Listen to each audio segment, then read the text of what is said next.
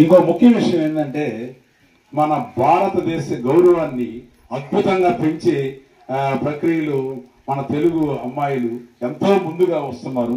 ఈ మధ్య కాలంలో క్రీడా రంగంలో పివి సింధు గారు, ఆమె తెలుగు అమ్మాయి, చాలా అద్భుతమైన విజయాలు సాధించి భారతదేశానికి గర్వకారణంగా నిలిచి జరిగింది.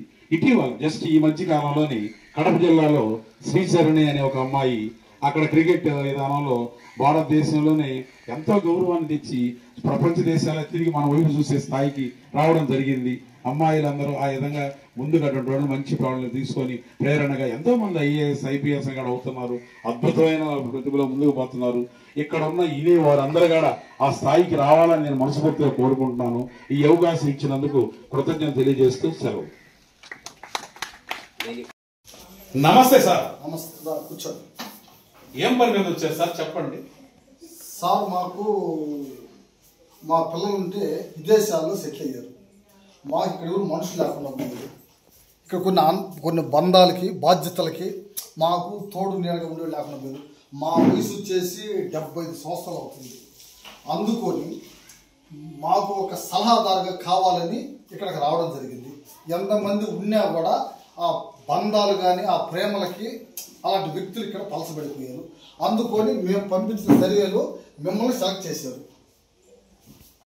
సార్, ప్రస్తుత సమాజంలో వేలాది మంది ఎందరో ఉండగా మీరు నన్ను ఎంపిక చేసుకోవడానికి గల కారణం చెప్పండి. మీరు చెప్పేది వాస్తవం, కానీ మేము మా సర్వేలో మీ మీద పెట్టినటువంటి సర్వేలో మీరు తల్లిదండ్రులు చూసిన విధానం కానీ మీ ధర్మపత్ని విషయంలో కానీ ఇవన్నీ చాలా చాలా పర్ఫెక్ట్గా చేశారంట మీరు. అందుకొరకే మిమ్మల్ని ఎన్నిక చేయడం జరిగింది. ఎంతోమంది ఉన్నారు, వాళ్ళలో మొదటి స్థానంలో మీరు వచ్చారు. అందుకొరకు మిమ్మల్ని ఎన్నిక చేసుకోవడం జరిగింది. మీకు ఎంత ధనం కావాలన్నా, మీకు ఏమి కావాలన్నా, మీకు కావాల్సిన అవసరాలను మేము కల్పిస్తాం. మీరు మా ఆస్థానంలో ఉండండి. సార్, మీరు చెప్పింది నాకు అర్థమైంది. మీరు కోరుకున్న దాని మీద మీకు ఎక్కువ సంతోషాన్ని ఆనందించగలిగి మీ చేతనే శబాష్ అనిపించగలరు. కానీ నాకు వీలు కాదు. ఎందుకంటే కొన్ని స్వధర్మాలు మిగిలి ఉన్నవి. మీరు చెప్పేది నాకు సరిగ్గా అర్థం కావట్లేదు. మళ్ళీ ఇంకోసారి చెప్పండి. మా నానమ్మ తాతయ్య ఉండేవాడు. వాళ్ళని చివరి వరకు చూడడం జరిగింది. అక్కడికి నాలో మనవడ ధర్మం పూర్తయింది. తరువాత మాకు కన్యాదానం చేసి అత్త మామల్ని వాళ్ళని చివరి వరకు అక్కడే ఉండి వాళ్ళని చూడడం జరిగింది. అప్పుడు అల్లుడి ధర్మం పూర్తయింది. తరువాత 35 సంవత్సరాల వివాహ జీవితంలో ఎంతో తోడు నీడగా ఉన్న మా జీవిత భాగస్వామి ఎంతో తోడ్పాటుగా ఉన్నటువంటి అర్ధాంతరంగా మంచి 50 ఏళ్ళ వయసులోని మిడిల్ ఆయన పోవడం జరిగింది. భర్త ధర్మం పూర్తయింది.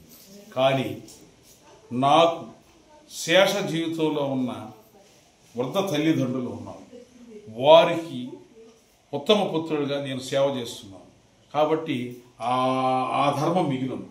అందువల్ల నేను ఆ తల్లిదండ్రుల కోసం వాళ్ళకి సపోర్ట్గా ఉండడానికి నేను నిర్ణయించుకున్నాను. అయినా మీ పెద్దలను చూసుకోవడానికి మీ వారసులు ఉన్నారు, వాళ్ళు చూసుకుంటారు. మీరు మా దగ్గరకు రండి. ఇదొక్కటి ఈ విన్నపాన్ని కొంచెం ఆలోచించండి. నాకు జన్మనిచ్చిన తల్లిదండ్రుల్ని వారి శేష జీవితంలో జాగ్రత్తగా చూసుకోవడం, వాళ్ళ అమ్మిడే నీడలాగా కంటికి రెప్పలాగా ఉండడం. నెక్స్ట్ మాది వ్యవసాయం. ఆ వ్యవసాయంలో రైతుగా ముందుకు కొనసాగడం. ఇదే లక్ష్యం నా లక్ష్యం. మీరు లక్ష్యం మార్చుకుంటే మీకు లక్షల జీతాన్ని మేము ఇస్తాం. మీరు చాలా హ్యాపీగా ఉండొచ్చు. డబ్బుకు లోకం దాసోకం అంటారు, కానీ అది ఎందుకో మీ మీద పని చేయలేదు. అది ఎందుకంటే నేను మీ దగ్గర ఉంటే నెలకి లక్షల రూపాయల జీతం ఇస్తాను. అందులో మీకు ఇబ్బంది లేదు. సముద్రం నీరంత ధన అధిపతులు లేదు. రెండో పాయింట్ ఏంటంటే ముఖ్యమైన అంతరార్థం, మీ దగ్గర ఉంటే నాకు నెల జీతాలు లక్షలు వస్తాయి, ఓకే బాగుంటుంది. నేను అక్కడ ఉన్న కాలంలో తల్లిదండ్రులు వాళ్ళు చేయిజారిపోతే కోట్ల రూపాయలు ఇచ్చినా వాళ్ళని తిరిగి నేను తీసుకురాలి. కొన్ని పనులు ధనం ఉన్నా కూడా మనం చేయలేము. అందుకని వాళ్ళు ఉన్న రోజుల్లో వాళ్ళని జాగ్రత్తగా చూడడమే నా లక్ష్యంగా నేను పెట్టుకున్నాను. ఒక చిన్న విషయం సార్, మీకు చెప్పే అంత రోళం కాదు, ఈ పాయింట్ ఏనాలి. సముద్రంలో నీరు ఎంత ఉన్నప్పటికీ అవి తాగడానికి పనికిరావు. ఆ విధంగా కొన్ని సందర్భాల్లో ఎంత ధనం ఉన్నప్పటికీ కూడా కొన్నిని మనం వెనక్కి తీసుకురాలి. లక్ష్యాన్ని, ఆదర్శాన్ని, అంకితమైనటువంటి భావాన్ని, ఇలాంటి మీకు తెలియదు కాదు. ఓకే, థ్యాంక్ యూ, అర్థం చేసుకోండి. థ్యాంక్స్ అండి. ఎవరు జమీందారు వచ్చాడంట, లక్షలు ఇచ్చి తీసుకోవాలంట. నువ్వు పోతే వ్యవసాయం మేమందరం ఎంత చేయాలి? పై నువ్వు ఉంటే నువ్వు లేకుంటే ఆమస్యకట్ అయిపోద్దాడ. నువ్వు లేకుంటే మాకేం ఆదరవా? మీరు పోతే మేము నిలవలేవు. నువ్వు లక్షలు ఏమొద్దు. నేను చెప్తా నా ఒపీనియన్. ఈ ప్రపంచంలో ధనమంతా తెచ్చి ఒకవైపు పెట్టి ఇంకో వైపు నా తల్లిదండ్రులు పెడితే ఏది కావాలో ఒకటే కోరుకోమంటే నేను తల్లిదండ్రులే కోరుకున్నాను. నా లక్ష్యం కూడా ఏంటంటే రెండే, వ్యవసాయం, కుటుంబం. వీటికే నా జీవితం అంకితం. ఇబ్బంది లేదు. ఓకే. సమాజంలో ఎంతో మంది మంచి మనుషులు ఉంటారు, కానీ సినిమా పరంగా కొన్ని మంచి బంధాలు, కొన్ని విధులు చూపిస్తూ ఉంటారు మనకి. కానీ దాంట్లో కన్నా కూడా మీరు రియల్ హీరో వజ్రం అంతే.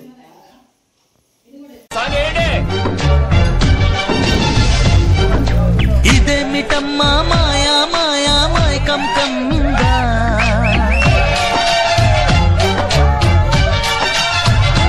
ఓ ఇదేమిటమ్మా మాయా మాయా మైకం కమ్మిందా,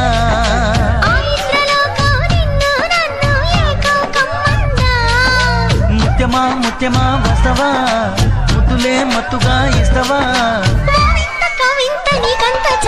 ప్రియతమా ప్రియతమా ఈ హాయి తల్లి ప్రేమ ఫలితమా,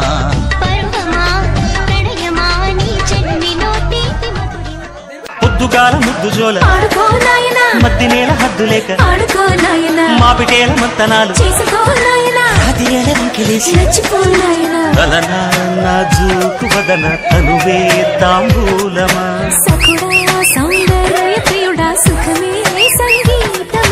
జింగిలాల జింగిలాల జింగిలాలో చిక్కినావే చక్కిలాలో,